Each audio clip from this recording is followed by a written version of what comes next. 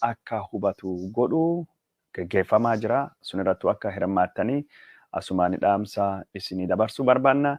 Kaan ammoo warri Minisoota magaalota lakkuutii fi qarqara magaalota lakkuu jiraattan Noovembarii 28 yookaan ammoo saftii kana sanbata xiqqaa dhufaa jiru kana waldaan hawaasa Oromootii fi dhaabbanni ogeeyyota fayyaa Oromoo kaa'idil addunyaa talaallii koronaa vaayirasii kennuu deema.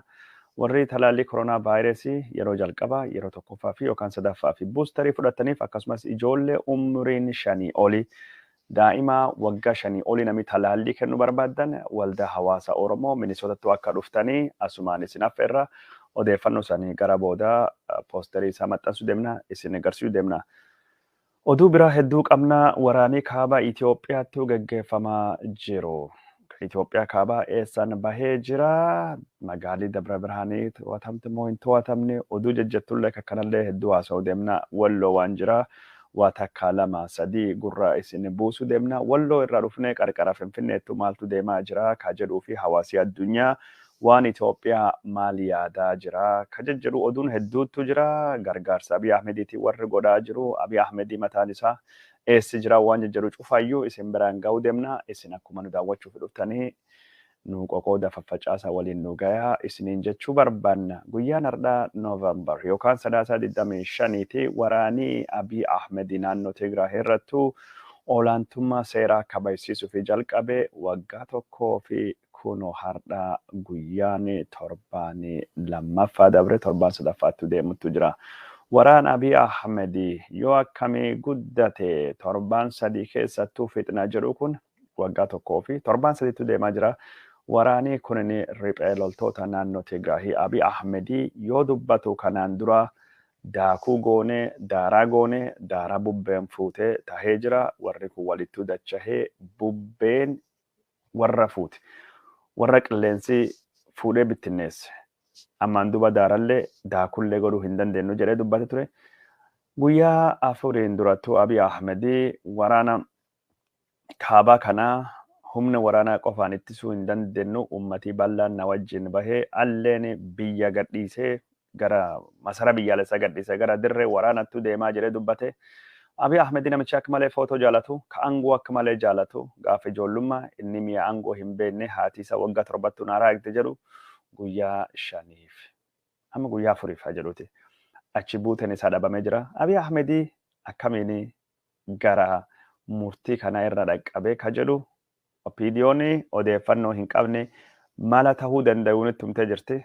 Waan tahuu danda'u qabna sanillee isin biraan ga'uu deemna. Suniin durattu waraanii kun waggaa tokkoon durattu gaafa jalqabu Abiy Ahmed waan inni jedhe kan halaalluti warra daaraa goonee daakuu goonee akka lamuu walii qabamuu hin dandeenye bittinneessini jedhu kana. ትግራይ ወዳጆች ለተከበረው ምክር ቤት መግለጽ የምፈልገው ቲፒኤልኤፍ ማለት በንፋስ ላይ እንደተበተነ ዱቄት ማለት ነው። ከእንግዲህ በኋላ ሰብስበን ዱቄት ልናደርገው አንችልም። እሱን ትተን አዲስ ኃይል አዲስ የተማረ አሁን ያለውን ዘመን የሚዋጅ አስተሳሰብ መምራት የሚችሉ ሰዎች መፍጠር ይቻላል። ትግራይ ውስጥ በጣም ብዙ ሰዎች አሉ፣ ብዙ ምሁራን አሉ፣ ብዙ ሰዎች አሉ። አብረን መላላጥ መጋጋጥ ጠቀሜታ የለውም እንበልና የተከበረው ምክር ቤት ፈቅዶ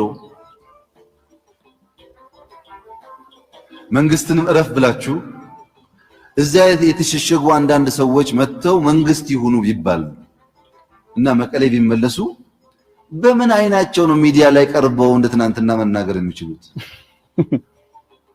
መልካቸው ስለተበላሸ ብቻ አይደለም፣ ሞራልስ ደቋል እኮ ቤት በኩል ማንስ ነው የሚሰማቸው? ማን ነው የሚያምናቸው? ካሁን በኋላ ፕሬዝዳንት እንዴት ይኮናል? አይኮንም። እስጎን ይሄ ታሪክ ነው።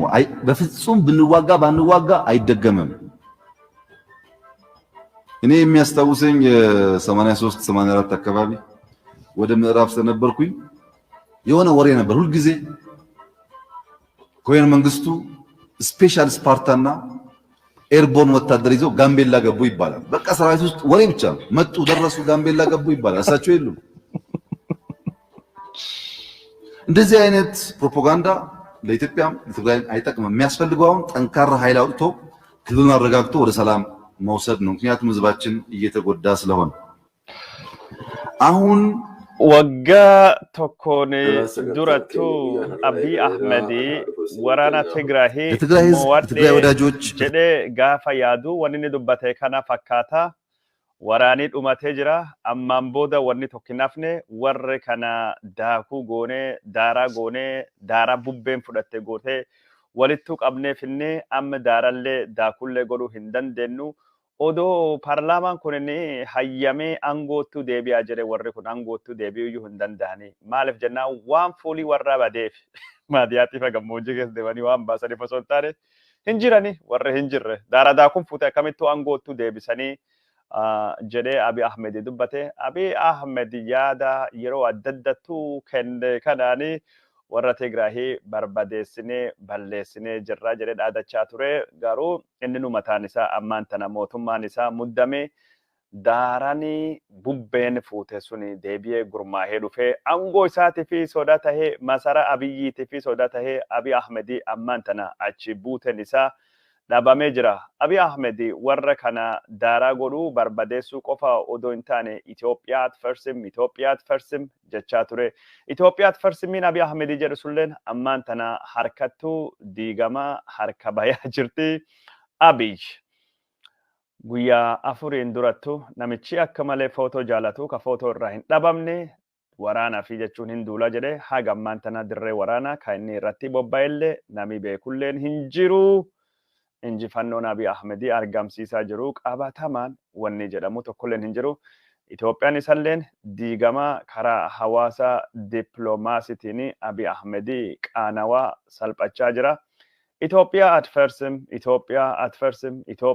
farsim kun dhaadannoo abiy ahmed ka halkanii fi guyyaa inni dubbatu mee waan abiy ahmed dubbatu Itoophiyaa at farsim ka walii hadayachiisnu xiqquma tokko irraa haadha geennuti وان ابي احمدي ኢትዮጵያን ያከስፋርሱ ካል ኢትዮጵያ ምትፈርስ ነገር ሁሉ ያለቀለት መስላችኋል ኢትዮጵያ መቼም አትፈርስም ኢትዮጵያ አትፈርስም ኢትዮጵያ ለዘላለም ትኖራለች ይሄን ማቆም የሚችል ኃይል የለም የሚመረጋገጥ የሚፈልገው ኢትዮጵያ አትፈርስም እንዲህ ያለውን ንግግር ባለፉት 3 ዓመታት በተደጋጋሚ አድምጠናል ወርከምስ ንግግር እውነት መቼም አትፈርስም ኢትዮጵያ አትፈርስም ኢትዮጵያ ለዘላለም ትኖራለች ይሄን ማቆም የሚችል ኃይል የለም የሚመረጋገጥ የሚፈልገው ኢትዮጵያ አትፈርስም እንዲህ ያለ አትፈርስም ኢትዮጵያ አትፈርስም ኢትዮጵያ ለዘላለም ትኖራለች ይሄን ማቆም የሚችል ኃይል የለም የሚመረጋገጥ የሚፈልገው ኢትዮጵያ አትፈርስም እንዲህ ያለውን ንግግር ሁሉ ያለቀለት ኮነን ሐሳዋ አቢይ አህመድ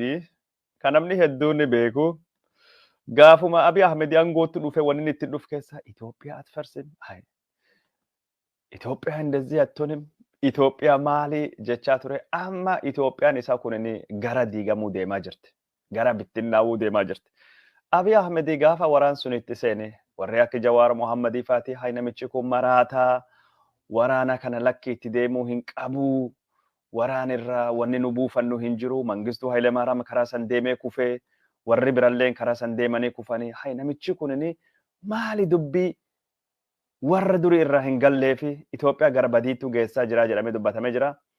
Warra jechuun Tigraay ka Mallas Zeenaawutiin wal dhaban keessa yeroo sanittu warra Ihaadigii warra ture, warra Tigraay warra ture garuu ka Mallas wal dhaban warra waraana akka gaarii beeku keessa ministeera waraana Itoophiyaa duraanii Siyye Abrahaa akkanattu Abiy Ahmed gorsee waa'ee waraana kana ittiin seenini jedhee akkanattu Abiy gorsee ጦርነት ከተከፈተ መዘዙ ትልቅ ነው ደግሞ ትግራይና እዚህ አካባቢ የሚደረግ ጦርነት ዝም ብሎ ተራ የሰፈር ግጭት አይደለም it is real war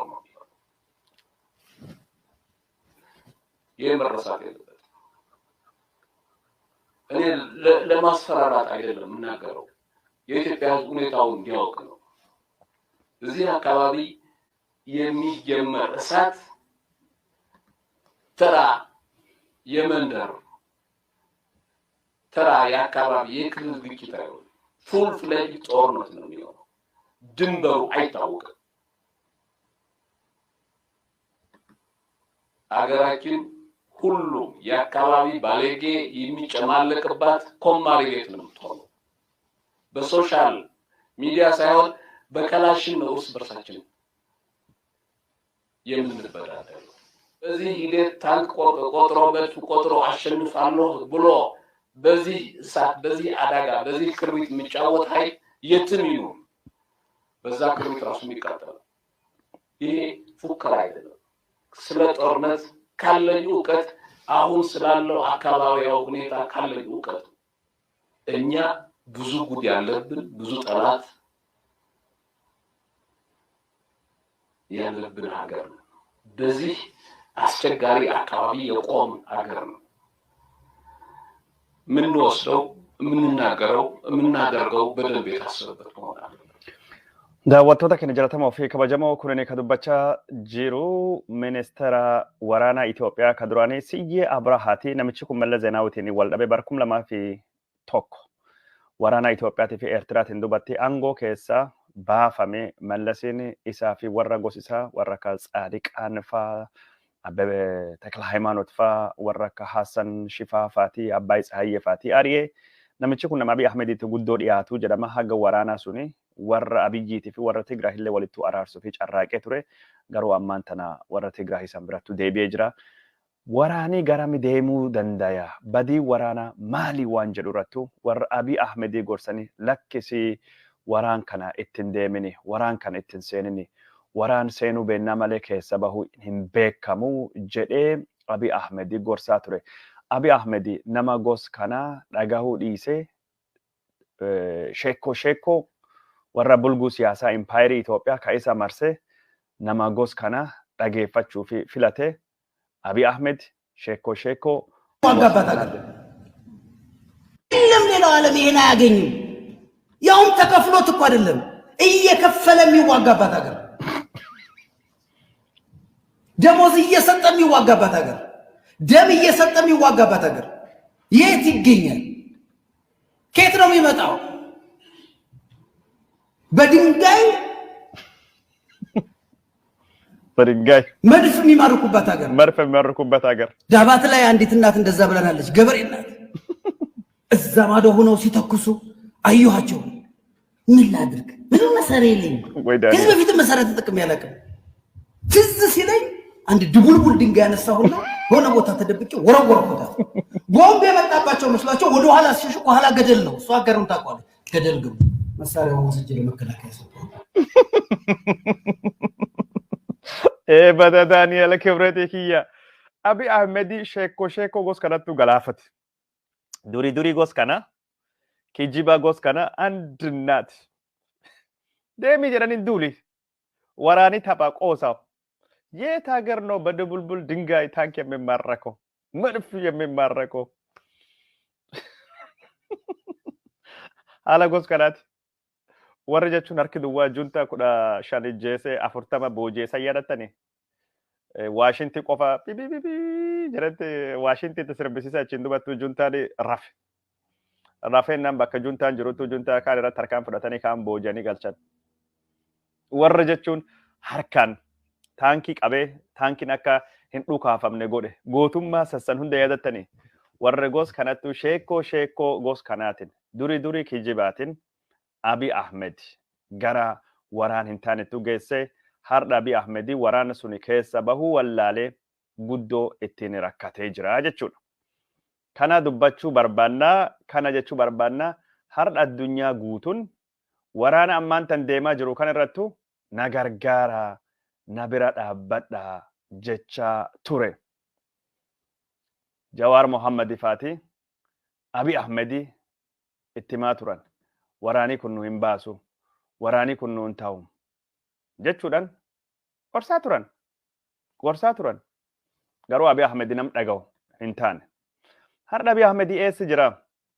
Abiy Ahmed akka malee footoo jaalatanii beeytanii footoo dharraa irraa obsuu hin dandayu.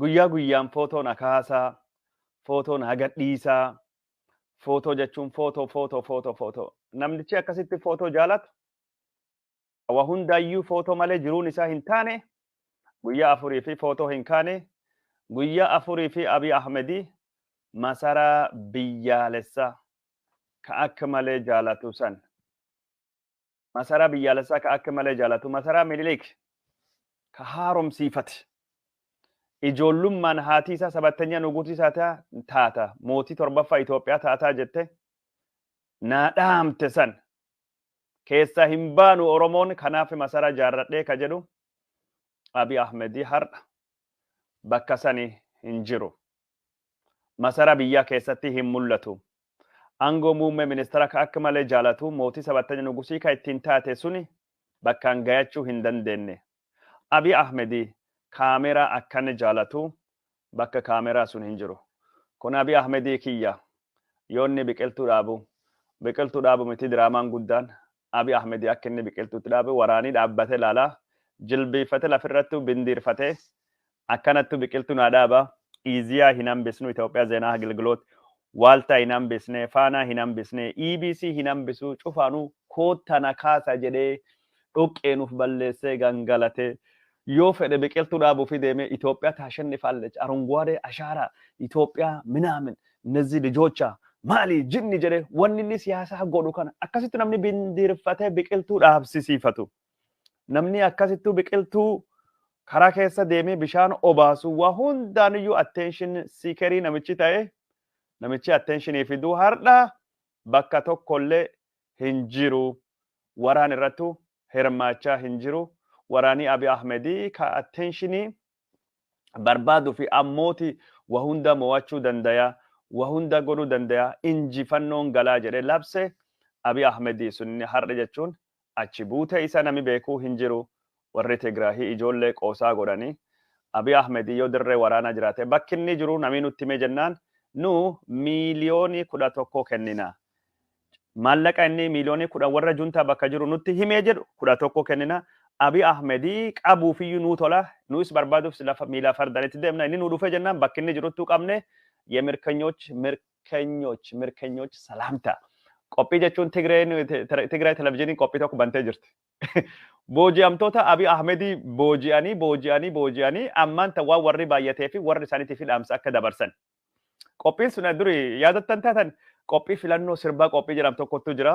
Namni firaa ufii maatii ufiitii fi sirbaa fila sirba daawwitee mokkonnini an dhufeen jira ka jedhu kana haadha kiyya abalu ka ganda akkasii harargee ana akkasii jiraatanii ana habroo jiraatanii harargee dhiyaa jiraatanii obboleettii tiyyaa ka godina booranaa ana liibanii magaala maali jirtu sirbi kan naafila maali jedhan duri qophii filannoo sirbaattu ture waan akkasii jedhatanfaa yookaan ammoo qophii xalayoota yaada keessanitti ture ammaan tana mirkonyoonni Abiy Ahmedii booji'amtoonni waan baay'atanii fi sagantaa booji'amtoota san jechuun maatii kennaa fi ayyoon ayyaadinii annagaanii harkasii kennadhee jira.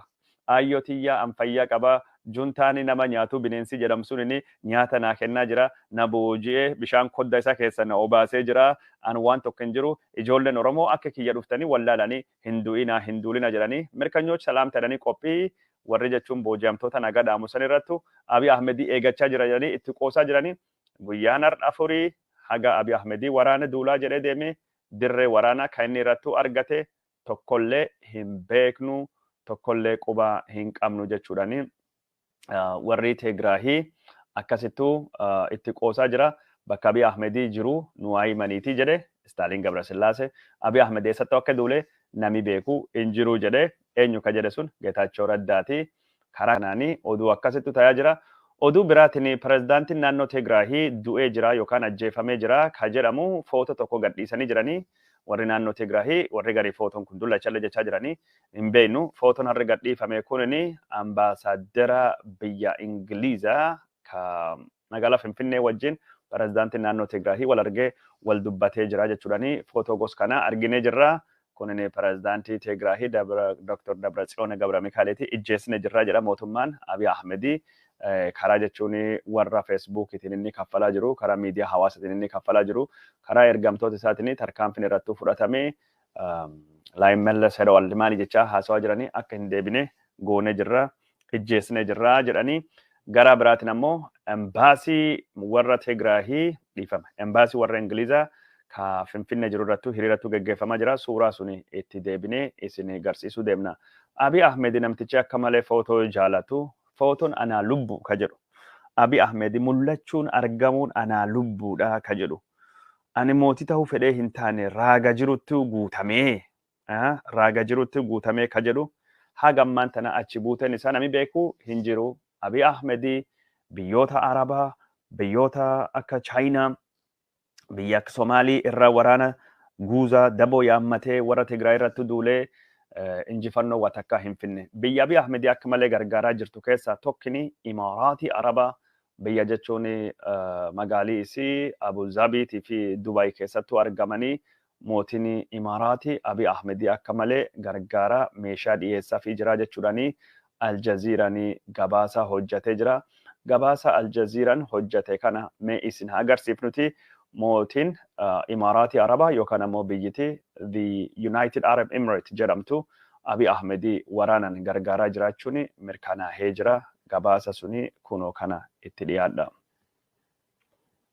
Gabaasi Aljaziiraa kunoo kana. Al Jazeera has obtained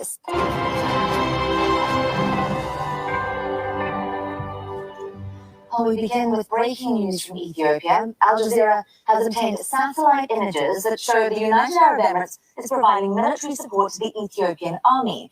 The report reveals that a total of 90 flights have flown between the UAE and Ethiopia just in the past 2 months alone. The UAE has hired 2 companies from Europe to run military support flights to Ethiopia, and the same Ukrainian firm was used by the UAE to supply arms to Libya's warlord, Khalifa Haftar. Let's take a closer look. This is the largest airbase in Ethiopia. The Harar Meda base is just south of the capital, Addis Ababa. It plays a major role in the country's military offensives. These satellite images reveal an extensive operation involving warplanes and military cargo aircraft. This is a Chinese-made wing-loom drone, the first ever documented in an Ethiopian military base. And this is Illusion 71. Here, the planes are seen offloading their military cargo. Flight charts and satellite images show that these planes have recently arrived from Sweihan base in Abu Dhabi in the United Arab Emirates. Between September and November, there were 90 flights between the UAE and Ethiopia, many intentionally concealing their code at the time of takeoff and landing. Daawwattoota kana jalatamoo fi kabajamoo sunini televezyiinii Aljaziiratii saatalaayitiidhaan kan deeggarame mootummaan Imaaraatii Arabaa Abiy Ahmedii waraana akka dhiyeessaafii jiru. Mootummaan Abiy Ahmedii akka waraana gargaarsa biyya sunirraa argachuutu jiru yookaan ammoo argachaa jiru ka agarsiisu. Mootummaan Imaaraatii Arabaa kunini meeshaalee gurguddaa waraanaa diroonii dabalatee mootummaa Abiy Ahmediitii ergaa jira. Akka saatalaayitiin Aljaziiraa mirkaneessattu kaampaaniin Imaaraatiin Arabaa akka meeshaa Abiy Ahmediitiif gurguruu itti fayyadamaa jirtu kunini kauma kaampaanii Yuukireenii ka Liibiyaa keessatti humnoota Khalifa Haftar gargaaruu fi itti fayyadamaa jirtu. Warra sanittuu fayyadamaa jirti. Diroonota Chaayinaa irraa dhufanii ka beesii jechuun Imaaraatii keessa wanni jedhu gara dirree xayyaaraa magaalaa Hararii gara dirree Hawaasa jirutu geeffame achirraa walittu qabame walittu jechuun hidhamee gara waraanatti bobba'aa jira. Kunin mirkanaa'ee jira. Ameerikaanii Aljaziiraan gabaasa kan eegi baasen dubattu Imaaraatii Arabaa wajjin dubbachuu deemti jedhamee dubbatamaa jira. Imaaraatiin akkasiin Abiy Ahmedii akka meeshaan gargaaraa jirtutu haasamaa jira. Imaaraatii Arabaa qofa miti biyyitii biraa ka Abiy Ahmedii gargaaraa jirtu. Diroonii dhiyeessuudhaan looncha akka Chaayinaa sun qofa miti. Imaaraatii Arabaatii ala Iraan irraa gargaarsa diroonota argatee jira. Mootummaan Abiy Ahmedii Iraan irraa gargaarsa waan argatee fi Ameerikaan qoqqobbii dabalataa irratti dabarsuu akka deemtu gabaasne turre.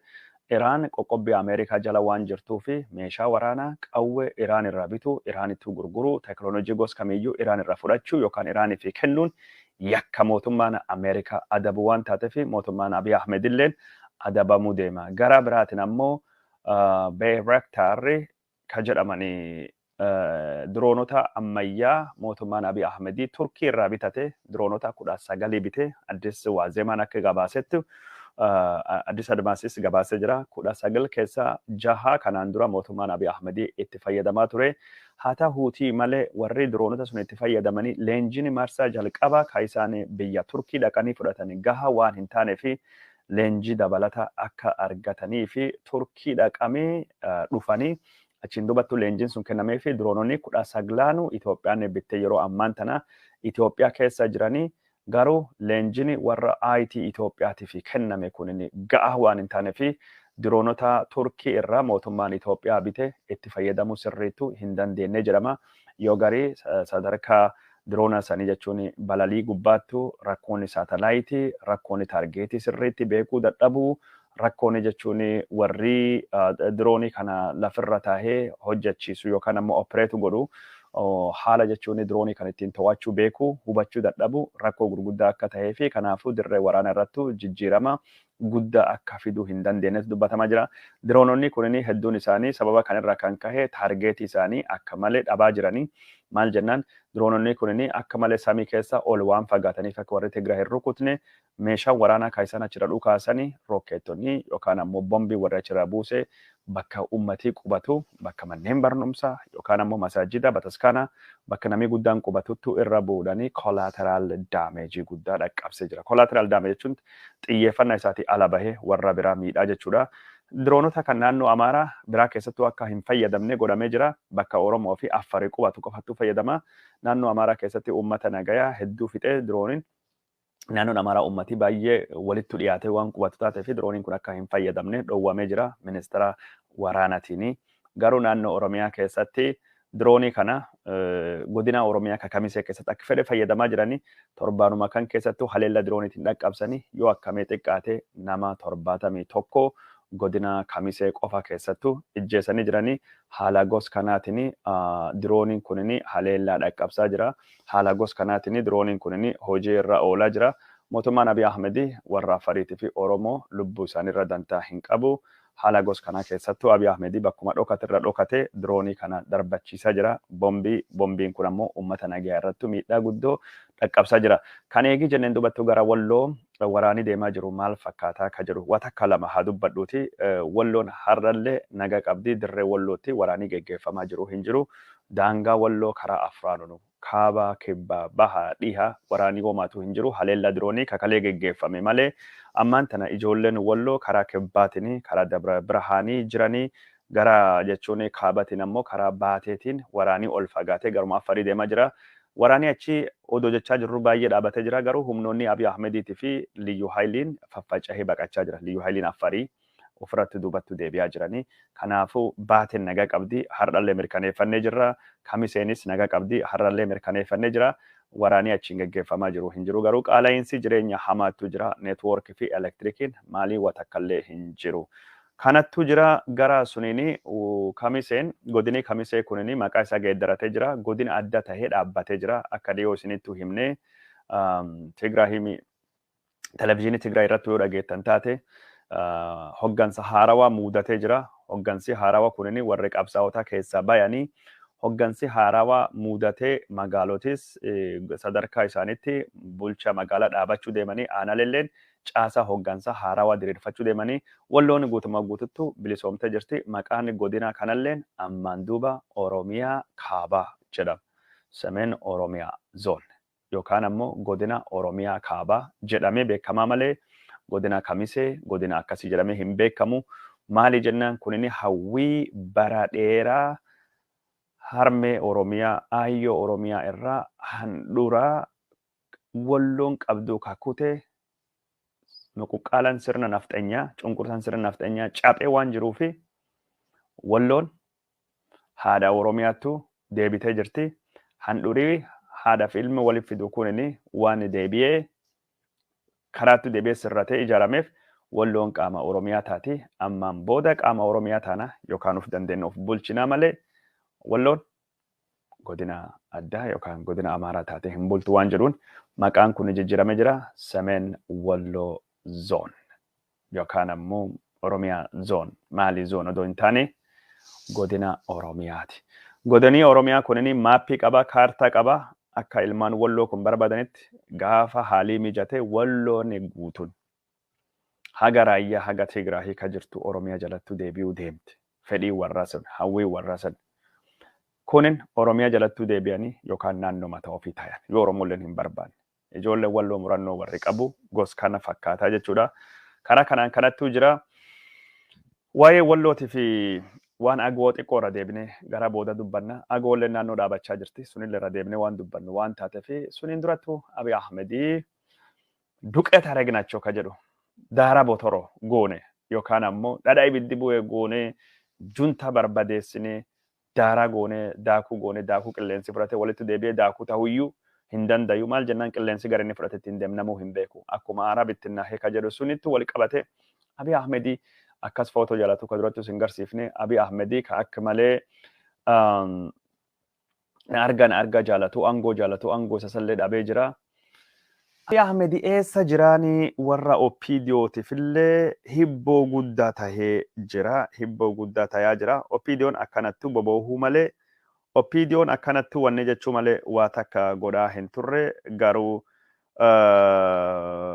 OPDO'n waa takka hin goone akkanatti boboohuu malee garuu waa takka lama waan OPDO'n hubattettu jira. Abiy Ahmedii fonqolchii irratti geggeeffame moo hin geggeeffamne ka jedhu walittu qabatee gaafii hedduu gagaafatanii deebii argatanii jiranii. Deebii sun nullee hin gaanii jiranii. Akka hubannoo OPDO'tti wanni ammaan tahe kunini fonqolchaa miti. Abiy Ahmedii akkuma heerii keeyyatti 74 mura tokko jedhutti dirree waraana gubbaa yoo jiraate taate aangoon isaa kan muummee ministeeraa hojii isaa hojjechaa jira. Abiy Ahmed aangoo irraa fonqolfamee jedhamee hin yaadamu yookaan aangoolee dabarsee hin kennamne. Garuu Abiy Ahmedii dhiibbaa warri Amaaraa irratti godhee fi dhiibbaa pirezidaantii Eertiraa Isaayyaas irraa dhufeeni hojii waajjira muummee ministeeraa akka hojjetu hin ayyamamnee fi sun Abiy Ahmed illeen irratti walii galee jira jedhamee dubbatamee jira. Maaliifii jennaan araara waan jedhu Abiy Ahmedii araara barbaada. Araari kunini fedhii Eertiraatii fi fedhii warra Amaaraa malee ta'uu hin qabu. Araara kana ka hoogganuu qabu. Fedhii warra kan lamaan ta'uu qaba. Abiy Ahmedii inuma dippiloomaatota irratti nu hamata. Maqaa nu balleessa. An araara barbaada Isaayyaasittu na dhiba. An araara barbaada faannoo Amaaraatiif liyyuu haayilii Amaaraaf warra Amaaraattu na dhiba. Warri kun nagaa hin barbaadanii harka kiyya bahanii jiranii jedhee nu hamata.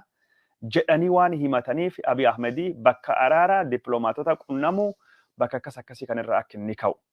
Innis mata bowwoo dhiibbaa hawaasii addunyaa isirratti godhu warri akka arganii fi bakka sun irraa kahee malee Abiy Ahmedii aangoo gad dhiisee hin deemne. Aangoo biyyaa isumattuu harkaa qaba, isumattuu itti jira. Garuu dhiibbaa guddaanii Isaayyaasii fi warra Amaaraa irraa waan godhamee fi aangoo ammaan tana gad dhiisee jira jedhamee OPDO fi akkasittu aangoo humna araara godhu dippiloomaatota fuudhuun hifachiisee waan jiruu fi Abiy Ahmedii waan suni gad dhiisee waan suni warra sanii fi dabarsee kennee jira jedhamee akkasitti dubbatamaa jira. Kunin hagam tokko Abiy Ahmedii warri jaalatellee jibbellee kan godhuun ammallee dhiibbaa warra Amaaraa jala akka inni kufee ilmi abbaa gadaa waa hedduu harkaa akka hin qabne OPDO'n jechuun isa bira jirtu waan hedduu tayaa jiru kan ammallee akka hin beekne agarsiisa. Abiy Ahmed dirree waraanatti duulee ka jedhamulleen duulee hin jiru. Abiy Ahmed bakka aangoo kan irraa fuudhanii sababii waan barbaadameef akka nama dirree waraanatti duulee fakkeessuuf akka nama dirree waraanatti duulee fakkeessuuf fedhii isaatiin akka aangoo gad dhiisee dippiloomaasii akka handiliin goone araara waan jedhu akka balbaltii araara jedhu akka hin jirre faranjii wajjin akka hin dubbanne warri jechuun fedhii Eertiraatii fi fedhii Amaaraatiin alatti akka hawaasa addunyaa wajjin hin dubbanne to'achuu fi murtiin kun murtaa'ee aangoo irraa kaafame ilmaan boo'ichaa kan akka Shimallis Abdiisaa fa'aati waan kana beekaa hin jirtu. Abiy Ahmedii ammatti dirree waraanaa irratti lolchiisallee hin jiru, duulee duulchisaa hin jiru. Garuu akka nama kamittuu dirree waraanaa irratti hirmaachuu bobba'uu ni mala malee hirmaachuu deemee ilaalee gad deebi'u helikopteriidhaan yookaan ammoo ajaja waan gaggarii kadiroonii kennu waan gosuni godhuu danda'a jedhamaa jira. Ammallee oduu dubbachaa jirru warra Amaaraa keessatti bakka lamattuu walitti qoodamanii warri kun hedduu argaa jirtanii Dammaqa Mokonninii muummee ministeeraa ka Itoophiyaa ka gara bitaatiin taa'u kana Muktaar Kadirittuu aanee ka jiru kan argaa jirtanii muummee ministeeraa duraanii Itoophiyaa Hayilamaariyaam Dassaalenyi footoo isaati. footoon kunini Hayilamaariyaam Dassaalenyiiti Abbaa Duulaa Gammadaati warri kunini Muktaaree Kadirii Agaazii Oromiyaa dhuftee weerara waan nagootee fi baga galatooma akka jedhe suni kunini Radwaan Huseeniti kun cuftinu warra jechuun ammaan tana Ihaadigii ka walitti jiru ka gariin Biltsiginnaa tahee gariin TPLF tahee naannoo Amaaraa keessatti warra kanaan mari'achuu qabna yaadii jedhu ammallee guddachaa jira maal jennaan haga Abiy Ahmed dirree waraanaa duulee jedhamu haga Abiy Ahmed aangoo gadhiise jedham dirree waraanaa gubbaattu injifannoo wanni jijjiirame waan jirutu hin jiru ummati Amaaraa miidhamaa jira ummati Amaaraa rakkachaa jira kanaafuu warra kan wajjini wal dubbannee naga buufachuu qabna yaadii jedhamu yaadii Abiy Ahmedii to'achuu barbaade haga ammaan tana bu'a qabeessa yaadii jechuun waraanatti duullaa jedhee Abiy Ahmedii callisa injifachaa jirraa ka jedhu yaadii sun jechuun bu'a qabeessa hin taane waan ta'eef warra Amaaraa keessa ammallee araara barbaanna warri jedhu dhufaa jira. Abiy Ahmed yoo jechuun waraanii kun haalli isaa hammaate maal isaa kabiraa dhaawachuu dandaya. Achiin gaafas warri Amaaraa kun aangoollee dhiisee fi nu didanii jiranii Oromoo nu kayaa na wajjin dhaabbadha jedhee OPDO kaasuu OPDO waliin duulchisuu ni dandayaa jedhamee jira yoo warri inni duulchise sunini humni qabaatee aangoo qabaatee dandeettii qabaatee ka duulaa jiran. Kanaafuu fuulii isin argaa jirtanii kunini fuulii kalee isin agarsiifne Dammaqee Mokkonnin muummee ministeeraa itti aanaa muummicha ministeeraa Haajaa Alaa Saahilewarq Zawudee Qemasmariin pirezidaantii itti gaafatamaan Basaasaa Tamasganii Xurunee itti gaafatamaan mana marii federeeshinii Ageenyoo Tashaagar kun hundu Abiy Ahmediin sodaachisu Abiy Ahmedii ammallee hoogganaa waraana waan taateef waraana nuttuu harka qaba.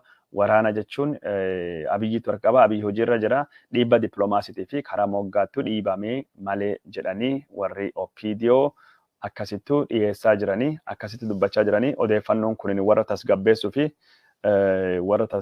fi itti himame. Akkuma jechuun jechuun mataa warra Abiy Ahmedii mootii jedhanii kan isaan jala deeman aangoo dabarsee kenne jennaan baay'ee rifatan. Rifannoota hama rifatanii amma kan tasgabbeessuu fi yaadii kun itti himamee jira. Akkuma jechuun fayyisaan warra keessa du'e gaafa jechuun Yesuus fannifame jedhan akkuma hawaariyaan rifatte suni odoo warra dandamachuu fi warraa fi fannifamellee beekanii rifatanii jedhan sun OPDOnis Abiy Ahmedii deemuu isaatiin guddoo rifatanii jiranii garuu aangoo ammallee nutti harka qabna jechaa jiranii. Kaan ammoo hiriirii biyya alaa kan mootummaa Abiy Ahmedii deeggaruu fi godhamu Itoophiyaatiin inni daraddariin Itoophiyummaa kennan jechuun mariin hin jirtu Itoophiyaa fi ni duunaa Itoophiyaa fi akkas taanaa ka jedhu duulii sunin ammallee geggeeffamaa jira. Hiriirii sunin biyya alattuu geggeeffamaa jira. Hiriirii gosa sunii Switzerlandittuu geggeeffamaa oole. Hiriirii gosa sunii biyyoota dhihaa adda addaa keessattuu geggeeffamaa jira. Hiriirii kun akka cimee itti fufu mootummaan Abiy Ahmedii dhaamsa dabarsee jira. Hiriira gargarii hin dhaabina jedhamee jira.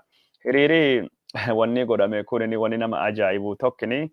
Hiriira kana warra OPDOtu qindeessaa jedhamanii warri OPDO ka hiriira kan qindeessuu fi biyya alattuu qophaawanii hedduun isaanii warri Amaaraa fudhachuu didanii ari'amanii jiranii. Waa takka asittuu isinitti himuu barbaada. Taaksii foorsii hatattama aangoo Abiy Ahmedii dandamatu tokko haa qopheessinu jedhamee Ameerikaa keessattuu warri Oromoo qopheeffate. Oromoon OPDO xiqqoodhaan lakkoofsi warra baay'ee xiqqaatee jira.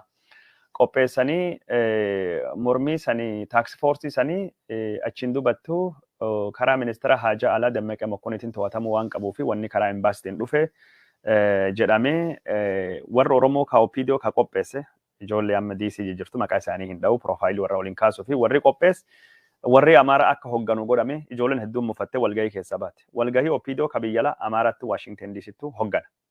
Achi walgahii afaan Oromootiin jalqabnaan no wanni kun walgahii akka sadarkaa federaalittuu gaggeeffamu waan taateef afaan Amaaraatiin dubbatamuu qaba jedhama. Waashingten DC'ttu achi ijoolleen hedduun mufattee dubbachuu barbaaddee miyuutu godhanii dubbachuu dhowwanii keessa baasanii taaks foorsiin OPDO ka biyyalaa haala gos kanaatiin diigamtee jirti jechuudha. Ka hiriira Abiyyi fi qopheeffam ka Oromoo hin jirtu. Nama tokko lamattu jira. Sunilleen warra Amaaraa jalattu hammatamuu jedhame. Ammaan booda biyyalattu wanni godhame hundinuu karaa ministeera Haajaa Alaa karaa Dammaqee Mokkonniitiin ta'uu qaba. Dammaqeen aangoo isaa kansilideetu godhuu jalqabee jira. Waan gos kana fakkaata. Kunin hiriira biyya alattu qophaawaa jiru. Alaabaa dullacha sunii fi alaabaa Eertiraati bakka hedduutu kan mul'atu. Itoophiyaachin anni daraaddareem hiriirii jedhu bakka hedduutu qopheeffamaa jira. Itoophiyaan ni mo'atti hiriirii jedhu bakka hedduuti. Itoophiyaa l'emporte. Hiriira gos kanaa bakka hedduutu gaggeessaa jiranii. Hiriirii gos kanaa cimee akka itti fufuu qabu biyya keessa fi biyya lalleettu akka cimee itti fufuu qabu mootummaan Itoophiyaa dhaamsa dabarsaa jira. Baajetiin guddaanii ramadamee jira. Kanaan walittu qabate mootummaan Abiy Ahmedii karaa laabitilleen wanni inni godhuu jajjabaatee itti fufuu qaba. Laabistoota gurguddoo biyya alaa jiranii hedduu isaanii mootummaan Abiy Ahmedii maallaqa guddaa kaffalaa jira. Laabistiin tokkini kan inni dhiyoo kan dhaabbate. Laabistii jechuun warra mootummaa Ameerikaa bira deeme mootummaa Abiy Ahmedii irratti dhiibbaa hin godhina gargaara warra akkasii jedhu. Warra gos kanaa ka hojjetanii mootummaan Itoophiyaa laabistii lama qaba. Ka sadaffaa ammaan tana mindeessa jira. Ji'atti doolaarii Ameerikaa 84,000 itti baasa. 84,000. Kun laabistii haarawaa. Laabistiin haarawaa kunin ilaalchi mootummaan Ameerikaa Abiy Ahmedii fi qabu akka jijjiiramu ka hojjetu jechuudha. Kunini kanattu jira haala gosunii keessatti mootummaan Abiy Ahmedii ammaan tana muddamee waan jiruuf maallaqa qabu hunda laabistii irrattu fixaa jira. Ameerikaan akkas nu goote, Ameerikaan akkas taate jedhanii dubbatanillee garaa biraatiin ammoo Ameerikaan akka gargaartutti waan hunda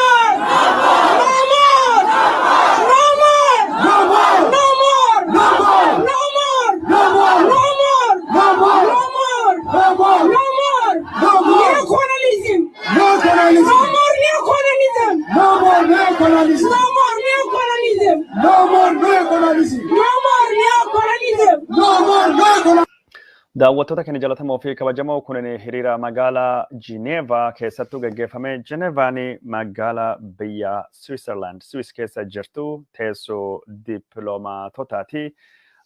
Waajjirri mootummoota gamtoomanii hedduutu achi jira. Achittuu gaggeeffame. Dhaadannoon isin dhagahaa jirtan kunin no more Itoophiyaan yookaan ammoo Afrikaan biyyoota koloniyaalistoota biyyoota dhiyaate impeeriyaalistoota hin koloneeffatamtu hin gabroomtu. Afrikaan bilisummaa barbaaddi dhaadannoo guddaa jedhu no more jedhanii ammaan tana waraanii warra Tigraayitii fi Woboo fi Abiy Ahmedii wajjin gaggeessaa jiru. Waraan Itoophiyaa fi biyyi dhihaa waliin gaggeessaa jiru. Itoophiyaa fi Afrikaan takka ta'anii waraan Afrikaa irratti baname Afrikaan guutuun nu bira dhaabbadha jechaa jiranii. Yaa Afrikaa guutuun nu bira dhaabbadha yaadii jedhu kunini pirezidaantiin Ruwaandaa balaaleffatee jira jedhamee dubbatamee jira. Pirezidaantiin Ugaandaas ka Keenyaas wal waraansa walii malee Afrikaaf Afrikaa wal lolaa hin jirtu. Waraana uummatii biyyi tokko walirrattuu banee godhaa jiru. Kanaaf waraanni kun waraana Afrikaa ilaalu waraana gosunii miti jedhanii ejjennoo qabatanii jiranii jedhamee dubbatamee jira. Mootummaan Abiy Ahmedii karaa Koomishinii Gamtaa Afrikaatti fidee ajandaa kana waraana Afrikaa irrattuu baname, Itoophiyummaa irrattuu baname, Adwaa irrattuu baname karaa Agwaatiin jedhanii akkasitti ajandaa qabsiisuu fi sadarkaa Afrikaa Gamtaa Afrikaatti rizooluushinii wayii baasisuu fi turanii Gamtaan Afrikaa didee jira. Kanallee nu araaraa fi as keessa jirra.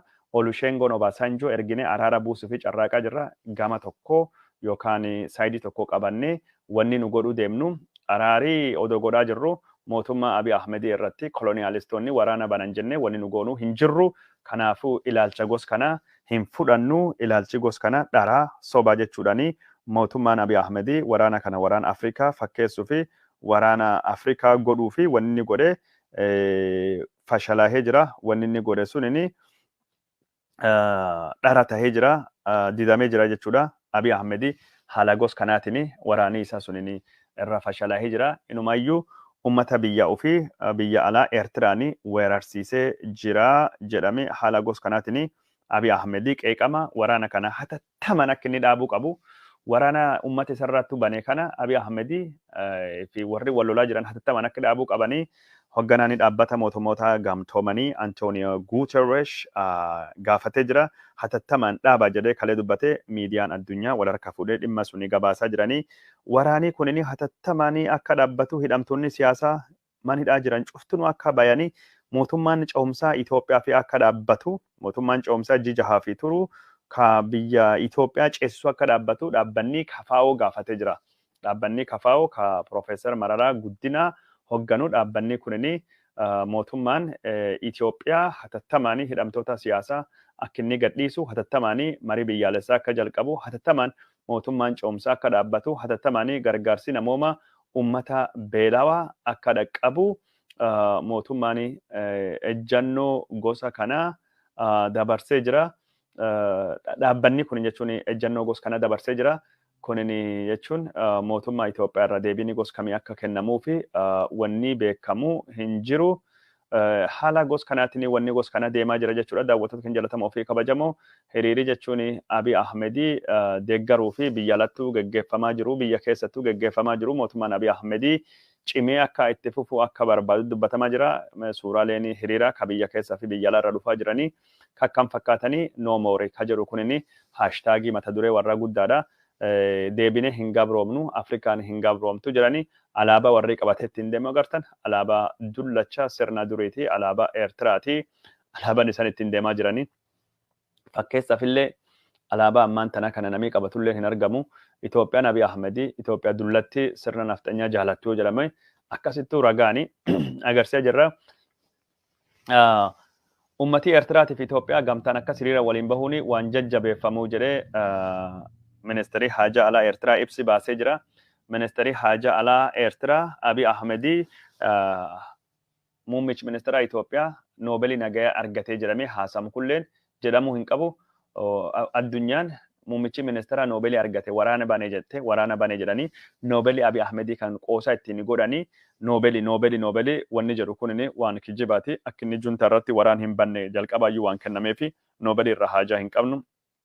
Gabaasa Noobeelii qabu balaaleffachuu qabnaa jedhee mootummaan Eertiraa ibsa baasee ibsa suni miidiyaan Itoophiyaa nutti himee jira.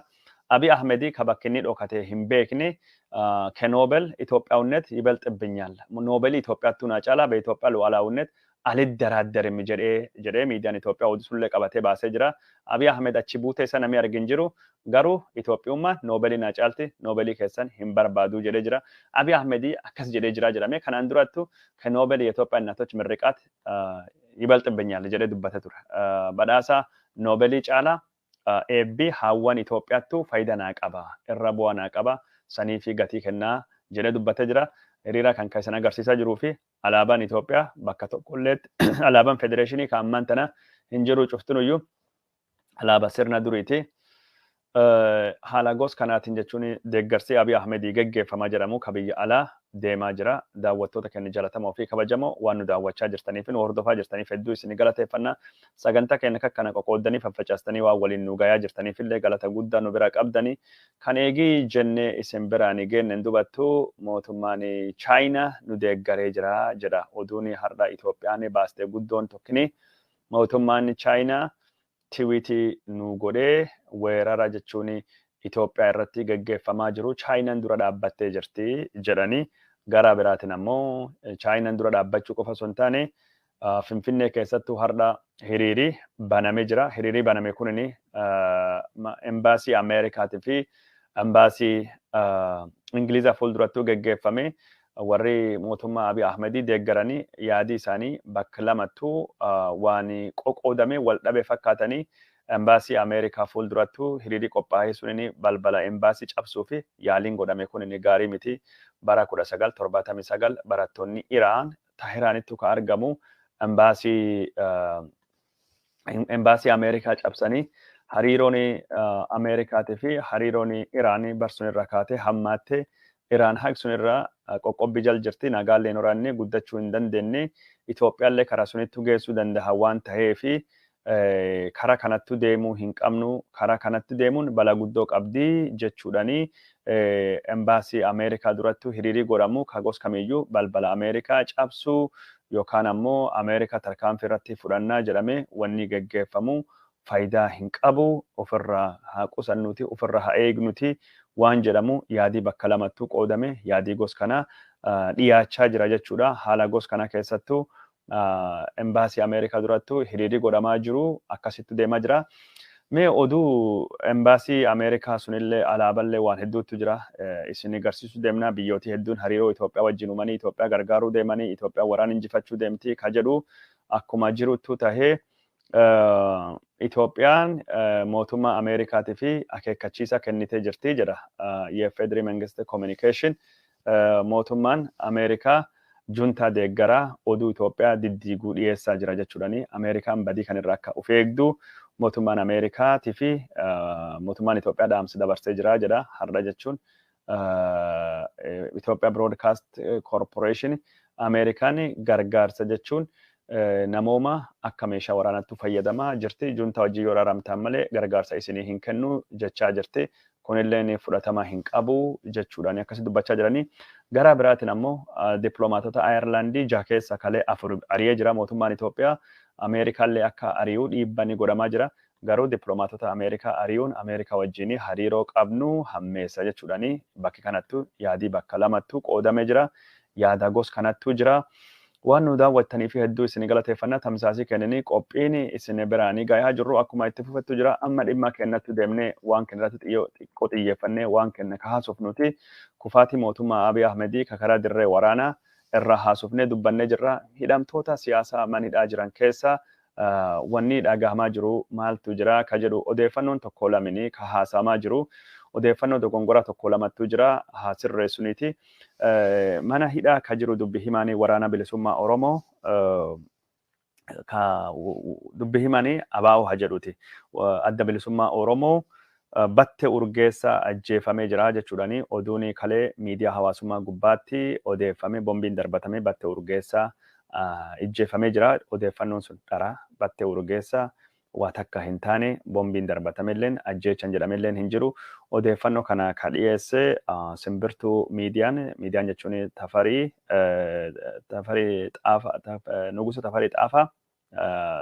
nugusa xaafaa odeeffannoo dogongoraati qulqulleeffannee wanni sun dhara inni jedhee jira suniin alatti nulleen qulqulleeffannee mana hidhaa keessatti obbo battee urgeessa fi warra biraarratti wani dhaqqabe hin jiru oduun sun inni dharaa yookaan ammoo soba namni waan kan dhagahe jechuun rifatee jechuun oduun sun dhara ta'uu beeka garuu wanni tokkinee ka dubbachuu barbaannu battee urgeessaa tahe yaasoo kabbadaa tahe Jawaar Mohammadii Baqqalaa Garbaa Hamza Booranaa Koloneel Gammachuu Ayyaana Abdii Raggaasaa hunda lubbuun warra sodaa guddaa keessa jira.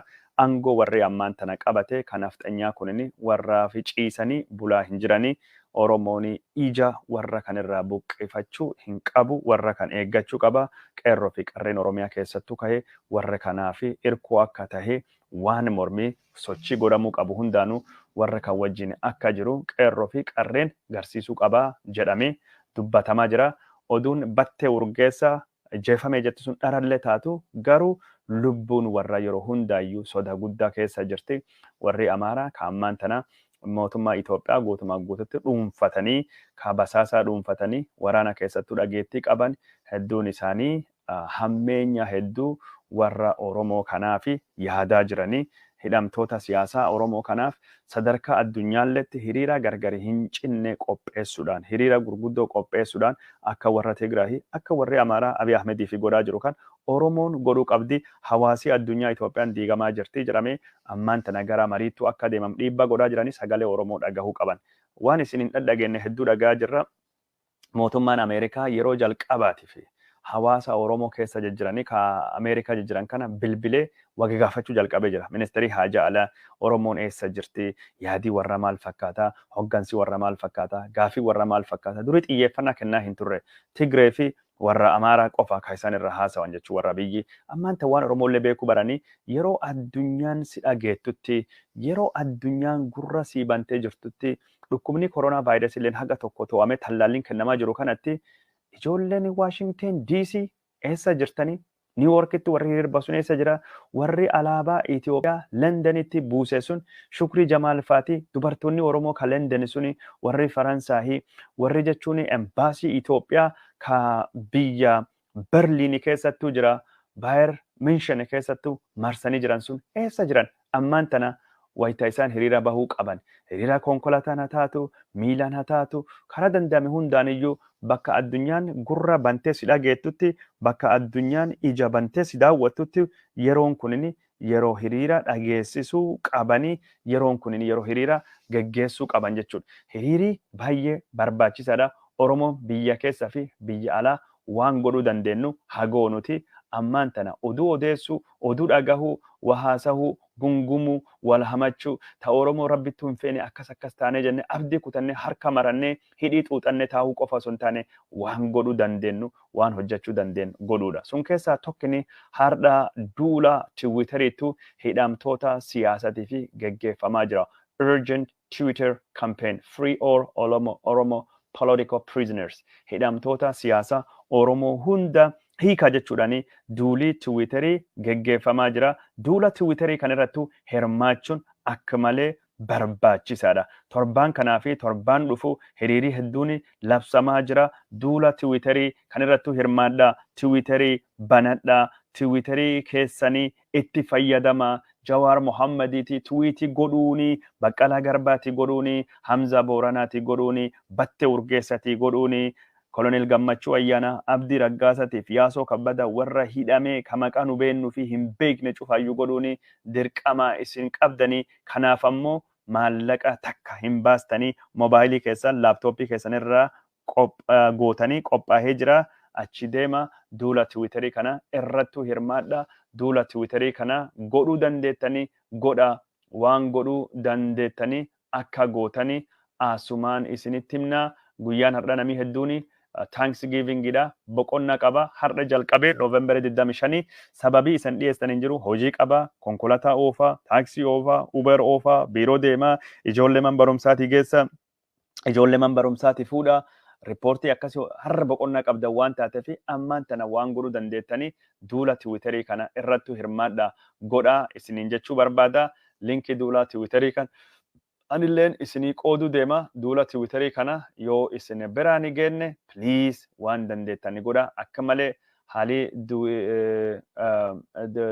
jechuun duula Tiwiiterii kan ittiin geggeeffamu haala akka malee salphaa waan taateef jechuun nyaata qophaa'ee hojjetamee shunkurtiin ciramee imimmaan buusuun boba'uun hin jiru, foon ciru, maaliin hin jiru, dinnichaan hin jiru, hojjetamee qophaa'ee buddeenii sii bahee saanii gubbaattu sii kaahamee itoon itti si naqamte jirte isin harkaan fuutanii afaan kaayyachuu qofa wanni cufte akkasittu simplify tahee jira. Sunirrattu hirmaadha isiniin jechuu barbaanna. Daawwattoota keenya jalatamoo fi kabajamoo sagantaa keenya ka oduu har'a gara dhumaatti dhufaa jirra. Duula Tiwiiterii kana dhimma hidhamtoota siyaasaa kanaa fi xiyyeeffannaa guddaa kennuu akka qabdanii asumaanii isinittu dhaamnee jirra. Kaani waraana kaabaa daqiiqaa 2-3 keessatti dubbadhee waa takka xumuruuti. Har'a jechuun manni murtii Itoophiyaa dhimma warra Tigraahii laaluu qaba ture. Dhimma jechuun Dr. Dabratsiyoon Gabra Mikaa'eliitii fi galmeessa jalatti warra himatamanii mootummaan Abiy Ahmedii haala nageenya komaande postii kanaanii wal qabate fakkaata yookaan ammoo araara warra Tigraahii wajjin godhamaa jiru wajjin ta'uu danda'a. Banne Dr. Dabratsiyoon Mazgab talawwaaci qaxaroo tasatte manni murtii har'a jechuun Dr. Dabratsiyoon faa ilaalchisee himataa sila banee laaluu qabu sanii balbala cufee jira. Jechuun murtii sanii dabarsee jira. Har'a dhimmi warra suni odoo hin laalamne akka oolu godhamee jira. Miidiyaa hawaasaa gubbaatti jechuun namni akka malee xiyyeeffannaa argate tokkini Illeenii Gabramediin tana. Illeenii Gabramediin gorsituu Abiy Ahmedii turte. Ammaan tana dhiyoo tanattu Ameerikaa dhuftee mootummaan Abiy Ahmedii deemuttu jira. Abiy Ahmedii dubanii dinagdee Itoophiyaa ijaaruuf maal godhuu qabaa jedhamee fooremii tokko gubbaatti gaafatamte. Fooremii san gubbaatti Birhaanee Gabra Kiristoosii ambasaaddar Birhaanee Gabra Kiristoosii nama Tigraahiiti. Nama mootummaa Itoophiyaa durii keessa bakka guddaa qabu. Isa wajjin dirree tokko gubbaatti waan argamteef mootummaan Abiy Ahmedii shororkeessituudha jedhee duula guddaa irratti banee jira. Manni ishii kalaqa xaafattuu argamu sakattaamuu dhiyoo kana gabaaste turte. Dr. Illeenii Gabramediin isin Oromoollee miti, Antigreellee miti, maniiki maaliif akka sakattaame hin beeku jettee gaafa dubbatte saniyyuu duula mootummaa Abiy Ahmedii maqaa balleessuu fi Oromoo fi Tigree irrattu Abiy Ahmedii duulaa jira ka jedhu duula juntaa sun bakkaan baasuu fi karoora sun qabdi saniif dubbattee jedhamee haala gos kanaatiin duulii guddaan irratti baname. Daawwattoota keenya jalatamoo fi kabajamoo isinii warri tiwiitarii godhuu dandeettanii yookaan ammoo tiwiitarii godhuu qabdanii please tiwiitarii godhaa gootota gos kanaatii fi sagalee hataanu isiniin jedha. Gootota keenya kanaa fi sagalee hataanu duula tiwiitarii kan irratti hirmaadha. Kana eegii jenneen dubatti waraanii Itoophiyaa kaabaa keessattuu geggeeffamaa jiru har'allee cimee itti fufee jira.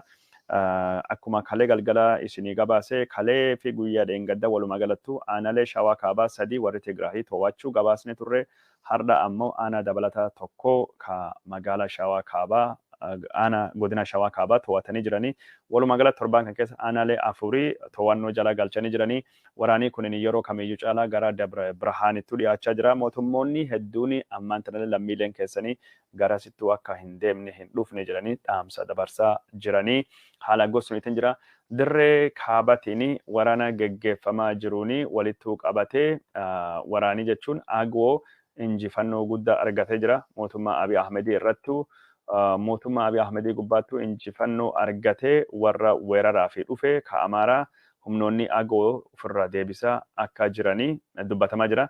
Humnoonni agoo kun yeroo ammaan tana humna guddaa ta'anii bakka hedduutu babal'achaa jiranii akkuma duraanii godinii Kamisee yookaan godinii saba Oromiyaa kan naannoo Amaaraa jiru maqaa geeddaratee Oromiyaa kaabaa jedhee moggaafate.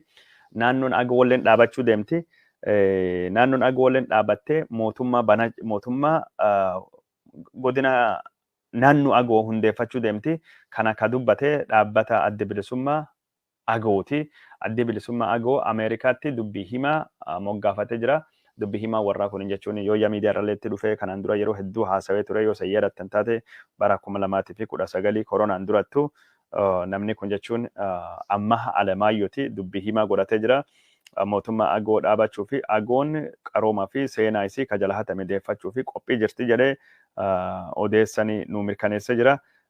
Kanaaf waraana jechuun karaa kaabatiin soqotaa qabachuu fi waagamraa qabachuu fi garaa jechuun laallibalaa qabachuu fi aanaa jechuun laastatii fi bugnaa shawaa walloo kaabaa san hundaayyuu barbadeessinee jirraa jechuudhaanii akkasittuu dubbatamaa jiranii inumaayyuu goondarii kibbattuu deemuudhaanii agoon har'a injifannoo guddaa argachuudhaanii gara goondarii kibbaa keessatti mootummaa Abiy Ahmedii irrattuu haleellaa guddaa dhaqqabsine jirra karaa jechuun addis zamaneetiin fi ebbinaatiin haleellaa guddaa goonee meeshaa Abiy Ahmedii suu 23 hedduu boojinee waraan isaanillee hedduu boojinee jirra jechuudhaanii ibsa baasaa jiranii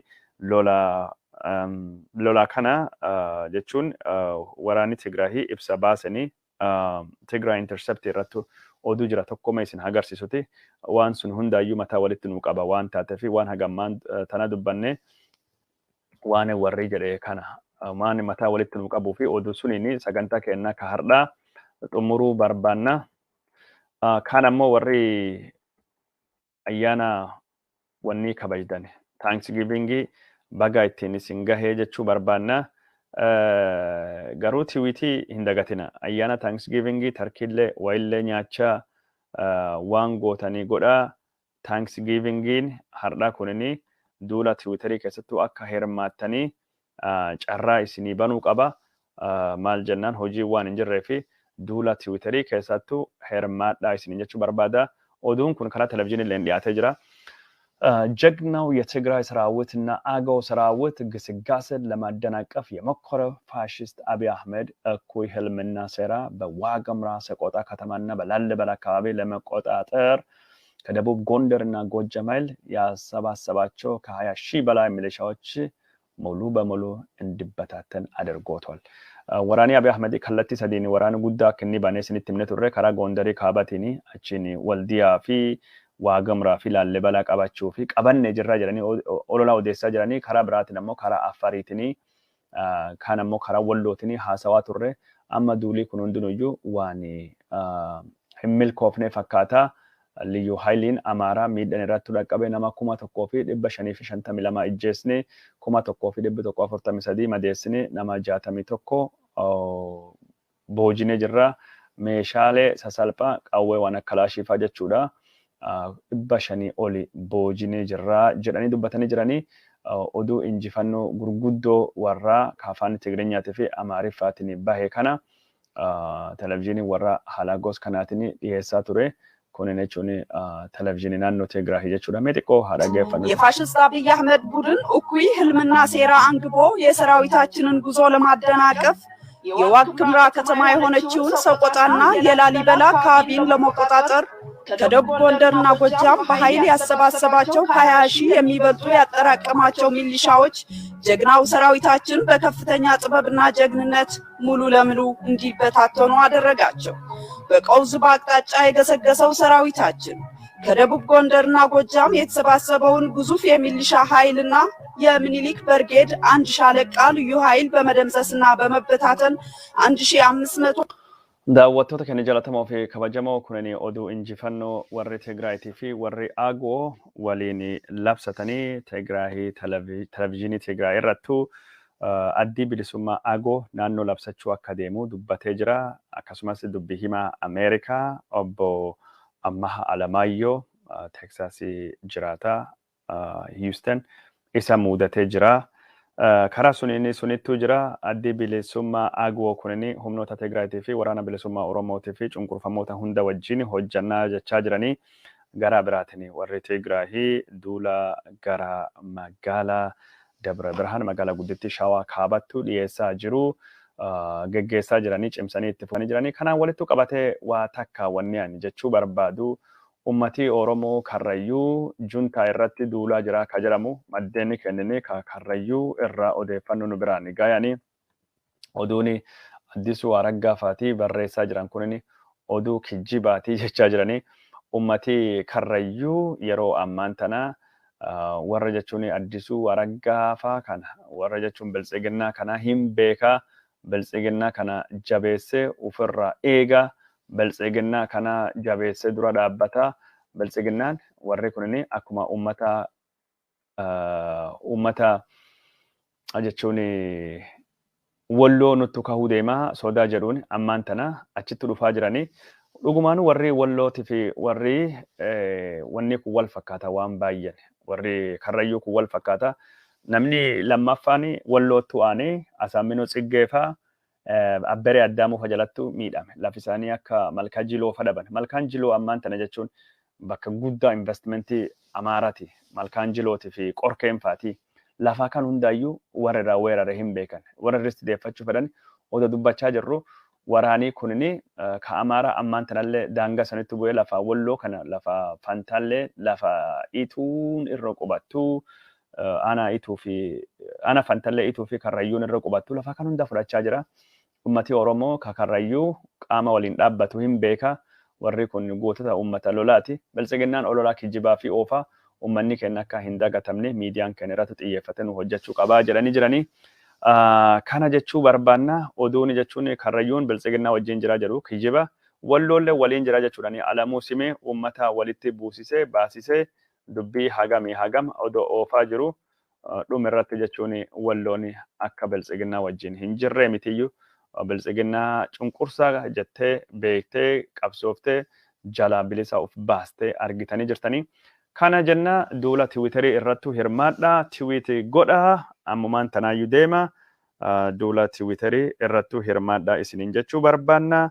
Hedduu isinii galateeffannaa. Minisootaa warra jirtanii duula Tiwiiteriitu dabalatee borii jechuun waldaa hawaasa Oromoottu marii guddaattu gaggeeffamaa jira. Minisootaa warri jirtan waldaa hawaasa Oromoo borisaa sadiin dubattu waldaa hawaasa Oromoo koota isiniin jechuu barbaanna. Waldaan hawaasa Oromoo walgahii guddaa qaba. Walgahiin isaa kunini eessattuu gaggeeffama bakkuma waldaa hawaasa Oromooti. Hiriira ammaan tana gaggeeffamaa jiruun walittuu qabatee waan tokko haala hiriira ittiin qopheessuu danda'anii fi waan deemaa jiran irrattu isiniin wal mari'achuu fi Oromoo wajjin wal haasa'uu fi waldaan hawaasa Oromoo haala gos kanattu deemaa jira. Kanaafuu wanni waldaa hawaasa Oromoo kanirra hin hafina koottaa irrattuu hirmaadhaa isiniin jechuu barbaanna. Bor sa'aatii 3 duubattu achittu argama. Siyaatil ammoo borii hiriira konkolaataan geggeessuu deemti. Hiriira siyaatilii kanallee irra hin hafina, irra hin oolina. Sullee irrattuu hirmaadhaa isiniin jechuu barbaanna. Hiriira jechuun siyaatilii kana koottaa irrattuu hirmaadhaa. Hiriira jechuun siyaatilii kana irrattuu argama isiniin jenna. Ka konkolaataa ka waldaa hawaasa Oromoo ka Minisootaa kanallee irra hin hafina isiniin jechuu barbaanna. Kaan ammoo tallaallittuu jira Saatardee kana waldaa hawaasa Oromoo Minisootattu tallaallii koronaa vaayirasii koottaa fudhadhaa isiniin jenna. Tallaalliin kun inni sanbata dhiifama. Tallaalliin kun inni ka geggeeffamuutti jiru. Sanbata xiqqaa jedhan sanbata guddaa ta'uu qaba. Sanbata guddaa ta'uu deema. Sanbata guddaa tallaallii COVID-19 waldaan Oromoo Minisootaa fi akkasumas waldaan ogeeyyota fayyaa Oromoo ka idil addunyaa kennuu deema. Ijoollee umriin isaanii waggaa 5 fi 5 olii taa'anii tallaallii Faayizeriitu kennama. Koottaa fudhadhaa jenna. Namni tallaalii yeroo jalqabaatti fudhachuu barbaadan tokkoffaallee lammaffaallee buuster ka yeroo sadaffaallee fudhachuu barbaadanii waldaa hawaasa Oromoo ka Minisootaa kanatti koottaa tallaalii fudhadha. Tallaalliin kun bilisa guyyaan isaa Noovembar 28 waaree booda sa'a 12 haga sa'aatii 4ti. Sanbata guddaa sa'aatii 12 haga sa'aatii 4. Waaree booda sa'aatii 12 haga sa'aatii 4ti. Odeeffannoo kan faffacaasaa waldaa hawaasa Oromoo ka Minisootaa ka Seenpoolii argamu 465 North Macubin Street adreesiin isaa kana waldaa hawaasa Oromoo bakka hiriira irra baatanii sanbata guddaa guyyaa sanbata guddaa koottaa vaaksineeshinii koronaa vaayirasii fudhadhaa ijoollee umrii 5 fi olii fi warra jechuun tallaalii fudhachuu barbaadu hundaayyuu qabadhaa achitti koottaa tallaalii argadhaa isiniin jechuu barbaanna. Hin dagatinaa. Waldaan kullachuu bilisaan tallaalii kan kennaa jiranii hawaasuu fi tajaajiluu fi akka dhuftanii nullee achitti wal agartanii haasa'uu dandeenya. Guyyaa sun achitti wal agarruuti hawaasa wajjin haa tajaajillu jedha. Guyyaa gaarii isinii haa ta'uti nagaan oola nagaan nu bula.